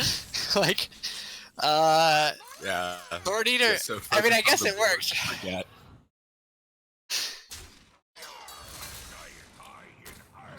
I just feel like it was always better to Alex the Alex, because then at least, like, you have the chance of killing it, and then, like, worst case scenario, you also kill the 5/3, right? So, like, you just don't take the 5.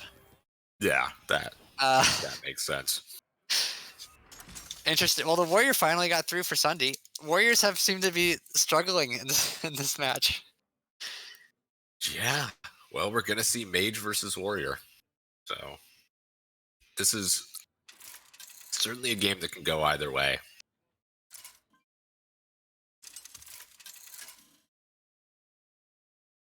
Well, these are not the cards for either player. I expect to see a full 7-card mulligan. Keeping Font of Power, which I very much do not like. I think this is a terrible card against Rush Warrior. Yeah.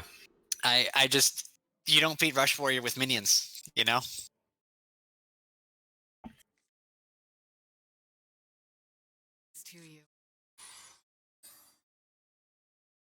His hand's still looking very rough for the Warrior.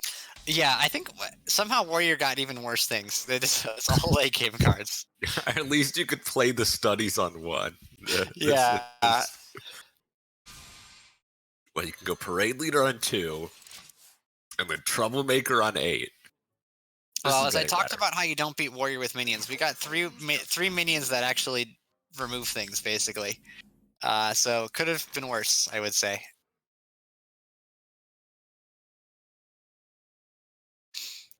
I really like the Runed Orb on this. It sets up the Firebrand really well. Another Spring Waters, fantastic. Crab off the top. It's going to be Crab, yeah. Yeah.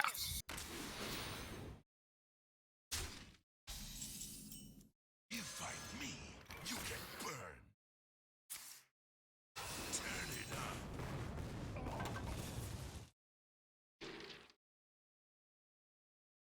It's always the lab partner, right? And you just play it here. You could not play the lab partner, but Solarian is actively bad.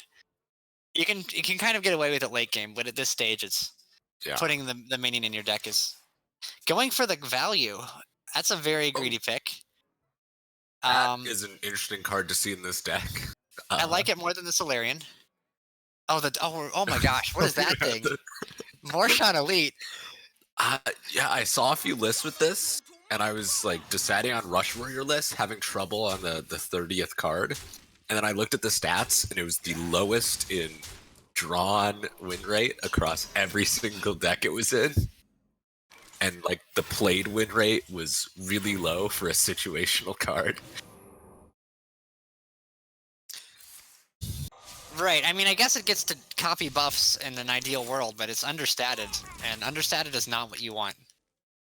Well, there is a Sword Eater, so we might be able to activate this elite. And it's gonna die to Flame Strike, is all I'm gonna say, so I guess we'll see. I think we start with the Steward, or the Refreshing, right? We need to devolve this or something? Yeah, so we have hand space? We have to. Yep. I mean, Sword Eater's like the worst minion to devolve in this deck, but it's hand space. Okay, another Encanter's Flow, and another few cards to draw. Phoenix is really good here. Oh, not going for it. The lab partner. Okay. Now we play the lab partners. I think Phoenix is insane. Yeah. There's 5 mana Flame Strike, so this these Morshan elites are not gonna get it done, I don't think. Well, if we play Runthak this turn, and then we draw Conditioning, we can get like 7/7 elites. that die to devolving missiles. Yeah.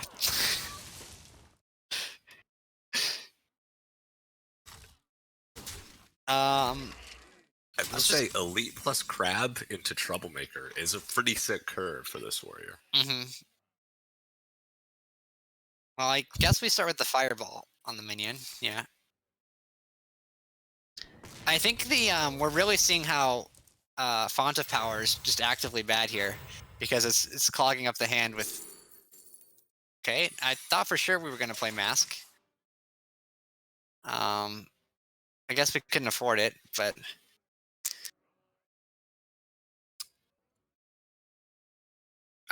I did say this conditioning, we can get 7/7 more shots. I'm just my fear here is that we're playing too much of. I mean, this is gonna be just a really sad devolving missiles.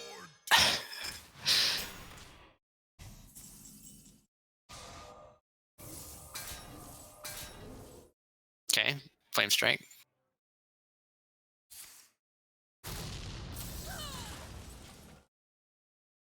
$12 is big enough to kill a Troublemaker still, so. You gonna cry?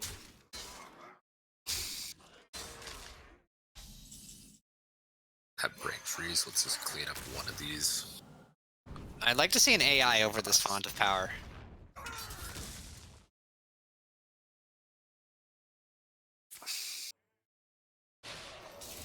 Man, these minions. I'm just not impressed. Sage will draw us 2 cards. Yeah.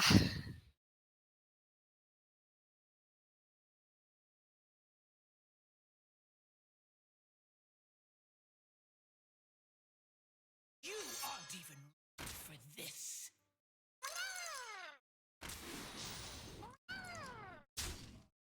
Drawing a card is good. Yeah. No, I don't think it's good, but it's card draw, which is something that doesn't seem like Warrior has. I think we play the Varvard in this turn. I guess just play an Occult Conjure with that, or the Steward. Good Steward and Brain Freeze the Crab and set up a Flame Strike. Looking at Flame Strike, you can't Flame Strike plus Ping or Flame Strike plus Brain Freeze for a full clear. But I don't know. I guess this is fine. I don't know if Varden's getting much better. Okay, a little bit of order questions. Really would have liked to corrupt a Seekers there. Yeah, Alex goes face. Just going for the Stage damage. dive, we hit face. Mage can't heal. Right, but notably, this weapon does 3 and the mage is at 4. It's kind of a big deal. Texas Blast is a great card. I guess we start by drawing. Okay, just going all in. That's a great 5-drop. I don't know why we did this in this order. It's really gonna hurt.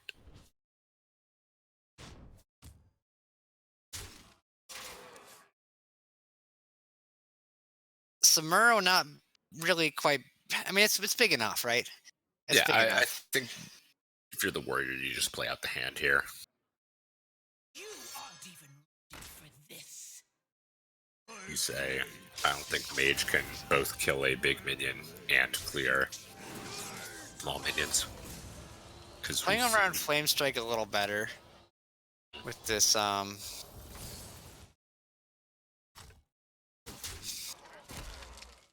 that Samuro into the small minion and clearing the bumper car. That's a good draw. It's not going to be quite enough to kill this Alex without something else.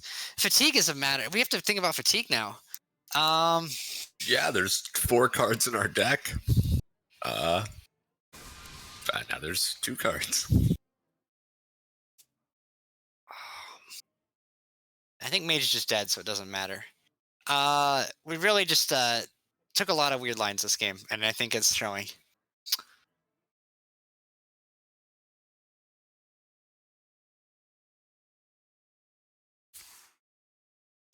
It's not lethal.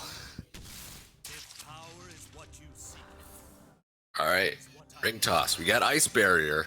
That's Still dead, but we have an ice barrier. Maybe our opponent will think it's vaporize and trade into our minions. No. yeah. I think that was a pretty winnable game for Mage. I think that the choices on where to put the burn, they're like just shooting the Apex's blast face before drawing, probably not the line. You could have set up a flame strike clear, right?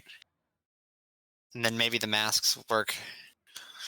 And I think that we really saw how Font of Power is great value for the mana that it costs, but sometimes you've got better things to do. Yeah. Generally speaking, cards in your deck are better than cards you generate randomly. Mm-hmm. And especially when the cards in your deck cost 2 less mana than they should. Yeah. And I think we also saw the raw power of Morshan Elite coming down. 2 7/7s. Yeah. That was a 5 mana 14/14. It did look powerful. The question is, how long did it take to become powerful, right? Could it have been some a little bit of better early game there? But it did get there in the end. Forced out the devolving missiles, and the big Alexstrasza didn't have an answer, so Yeah.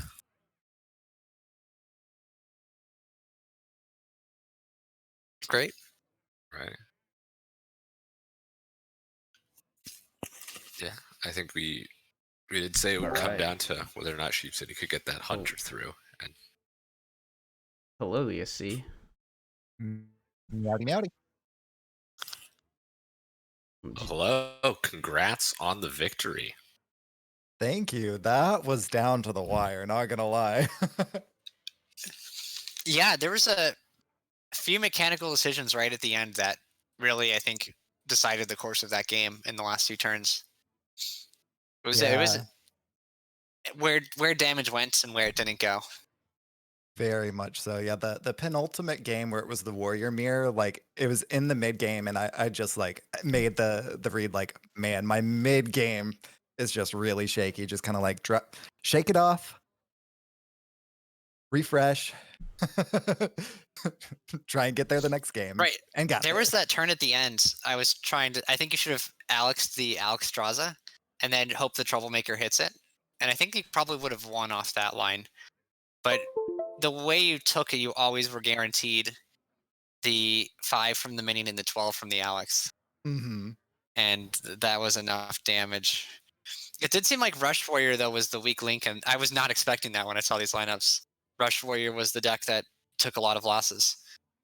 Yeah, in my practice games, it was pretty much like, okay, am I banning Paladin or Priest? Because both of those are kind of hard Ls. And outside of that, it was really the Warrior that was struggling, which we weren't expecting until we did our scrims either.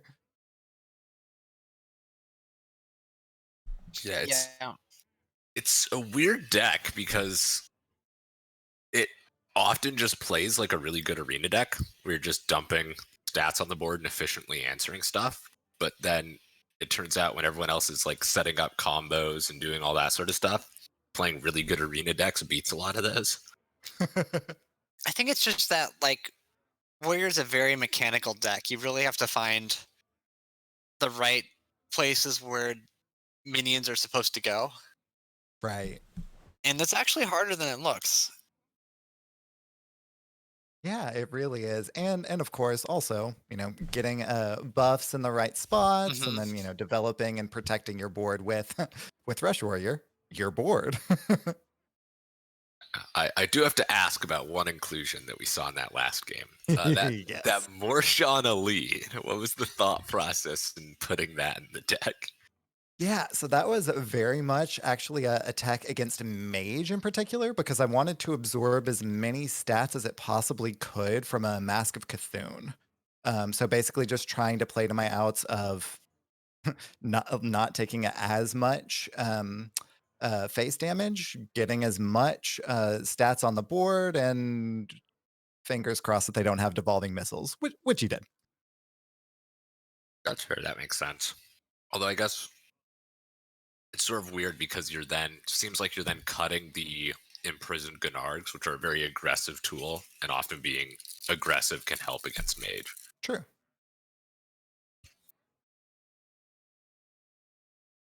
Yeah. Yeah, I think the Outrider's Axe was interesting too. It definitely makes that card better, right? Mhm. And it's an interesting choice. And it didn't come into play in the Warrior Mirror, where I think it might have been pretty useful. But card draw that's also tempo. Nice in a deck where nice into decks that play little things and you can remove them, like probably Paladin and Warrior and stuff tend to do. Very true. I was also, whenever I was practicing on ladder before actual straight up scrims, whenever I was making, kind of the teching of my deck, running into a lot of Hunter, which, you know, wasn't what I was queuing into. So teching for that was probably a mistake, but it's what I was running into. So it was what I had a little bit more reps in. Well, you could have always put Rancor in or something. That'll beat up True. Hunters. Yeah. Yeah. They Rancor never would get expect the Hunter. Rancor and Rush. Every time. Never expected. All right. Yeah. Any more questions? Otherwise, we're gonna wrap up. I think we're wrapping up because I believe Dr. Fish has to leave soon. So Yeah. congrats on the victory. I think Congrats. fairly well Yeah. played. Congrats You to know, you guys, and definitely much needed points in Thank your you very matchup this week. It puts your team ahead for now.